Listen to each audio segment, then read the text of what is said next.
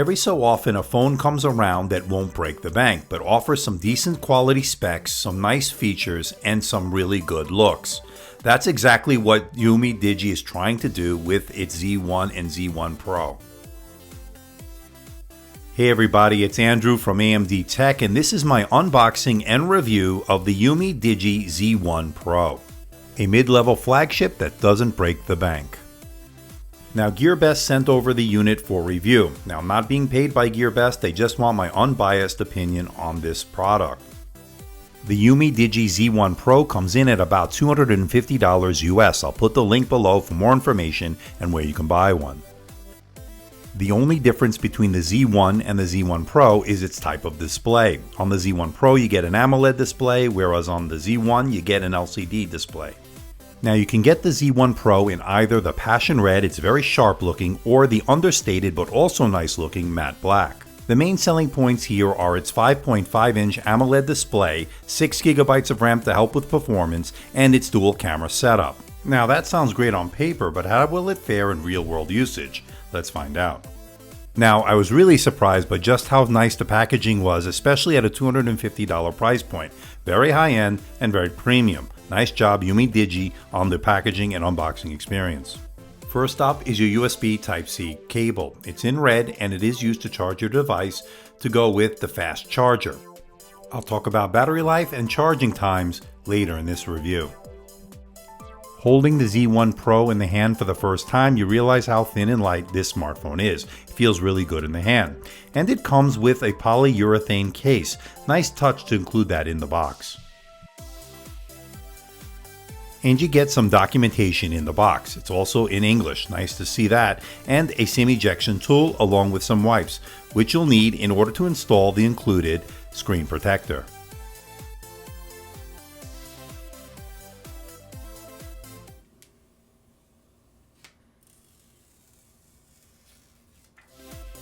This is an all-metal premium design, very nice build and solid construction. Powering the Z1 and the Z1 Pro is the Helio P20 processor.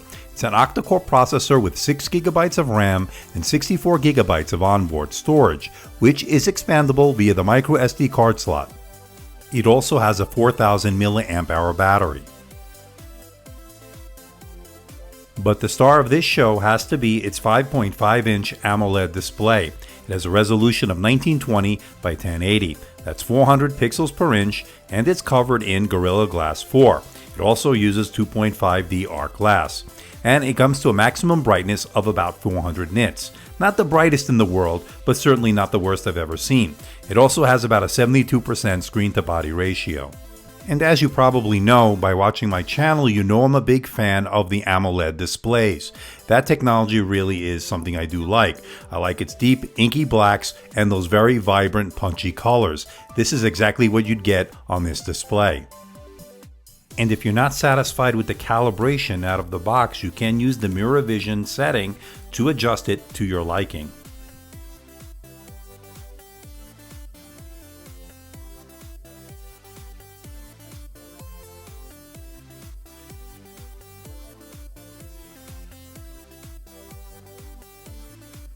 And here it is next to the Samsung Galaxy S8 Plus. That is a 6.2-inch Super AMOLED display with a resolution of 2960 by 1440. And of course it's a much more expensive device, but it can hold its own. The Umidigi Z Pro with its AMOLED display is actually really good. Now the screen flickering you see is a result of my camera and not anything to do with the display, which is working perfectly fine. At 6.95mm, this is a very thin device, and I think its 5.5-inch display is the sweet spot for many people in terms of not being too big and not being too small. Just feels right in the hand, probably for most people. And as I stated earlier, it charges via the USB Type-C port, which is located on the bottom of the device. Also on the bottom of the device is the speaker grill, where the mono speaker resides. And I'm glad to see a 3.5mm headphone jack on the top of the device, not something you see anymore as many manufacturers are moving away from including a 3.5mm headphone jack. On the left side of the device is your dual SIM tray. Now one of the SIMs will be swapped out if you want to expand storage via the microSD card slot. And on the right hand side of the device is your volume rocker up and down and the power button. Now there's a fingerprint sensor on the front of the device which also operates as your home button. It's not a physical button but more of a capacitive button. The fingerprint sensor worked okay, but I did notice about a 1-second delay. And another thing I noticed is that the back button and the menu button do not light up. A little bit of a nitpick here, but I think it would have been better to have them lit up. Now you can opt for software buttons, but that takes away some of the screen real estate, so not really an ideal choice. One pleasant surprise is the fact that this has voice over LTE right out of the box. I popped in my Project Fi SIM and right away I was connected to a 4G LTE network.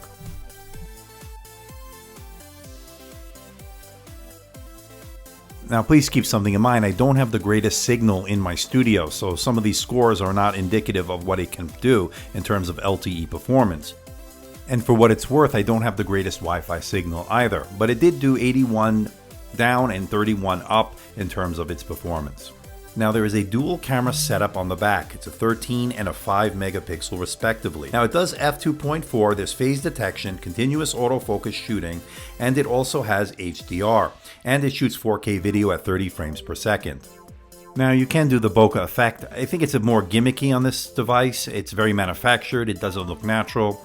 And the image quality, to be honest, with these photos are not the greatest. This is not the greatest camera I've ever seen. Color reproduction is not the best, and it's really hit or miss in terms of low light performance. But then again, this is a $250 mid-level device, and I wasn't expecting stellar performance out of the camera. And it is certainly adequate, don't get me wrong, you can use it, but it's certainly not top-notch level. And as I stated earlier, it does 4K at 30 frames per second video. It's not the greatest in the world.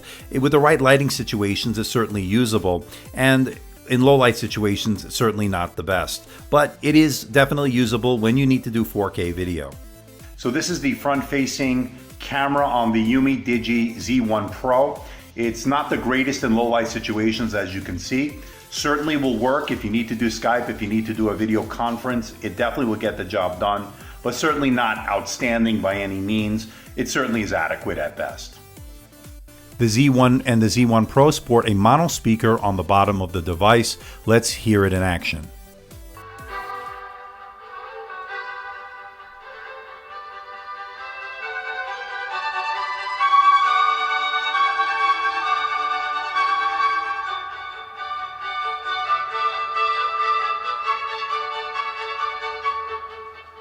Now the volume was loud, there wasn't much bass, it was a little bit tinny, but overall I'd say it's one of the better speakers you'd get on a budget Chinese smartphone. Now as far as performance is concerned, it performed as you'd expect a mid-level device would perform. It did a 60,761 on the Antutu benchmark. Its gaming performance will obviously be mid-level as evidenced by that score. And it did a 3720 on the multi-core score of the Geekbench 4 test. And to put it in perspective, it did less than last year's Galaxy S7 Edge and the S7, which did over 5,000. This didn't cut 4,000, but it is a mid-level phone, and let's keep that in mind. It'll be a little bit more on par with something like the OnePlus 3, maybe even a little bit less. You can do some gaming. Here are some 3D Mark scores.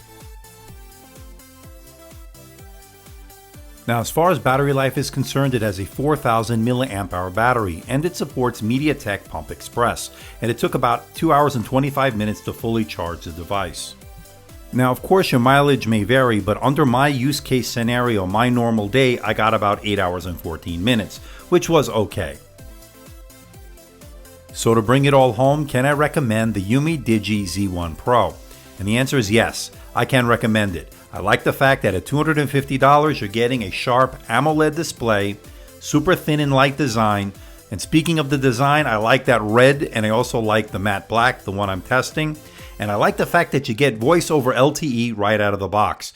It's also helped by 6 GB of RAM in terms of performance, and for a mid-ranger, it performed well. But of course, there are going to be things that need improvement. The couple of things I didn't like was the 1-second delay on the fingerprint sensor, that it only got up to about 400 nits in terms of brightness with the display, and the battery could have been better with 4,000 milliamp hours. And perhaps the biggest disappointment is its cameras. The dual camera setup I had hopes for didn't really come through. But despite those shortcomings, I think it earned itself an 82%, and it certainly is a buy. So what do you think about the Umidigi Z1 Pro? I like it. At $250, I think it's a great buy. It's an AMOLED display, 5.5 inches. I think it's a sweet spot for many people. Not too big, not too small, feels good in the hand. I like the fact that it has decent audio coming out of the mono speaker. I love the design. I like the color choices. The red is really sharp. I also like this understated but nice looking matte black. But I'm curious to know what you think. Leave a comment in the comment section below. I think the only major shortcoming on this is the cameras. Not great. Dual camera setup. I had a lot of high hopes for it, although I am realistic. This is a $250 phone. I'm not expecting flagship level camera performance, and that's not what you're going to get. But you get something that's usable, that certainly can get the job done. It has a few gimmicks here and there, such as the bokeh effect. Looked over-processed to me, very manufactured, didn't look natural. But I'm curious to know what you think about the Umidigi Z1 Pro. So please hit the like button, please subscribe, please share this video. Don't forget to leave a comment in that comment section below. Let me know how I'm doing. Let me know if there's a device or something out there you think I should review. I'll do my best to try to make that happen. Don't forget to check us out on Facebook, on Twitter, Instagram, and of course our website, AMDtechreviews.com. So until next time, this is Andrew from AMDtech. See ya.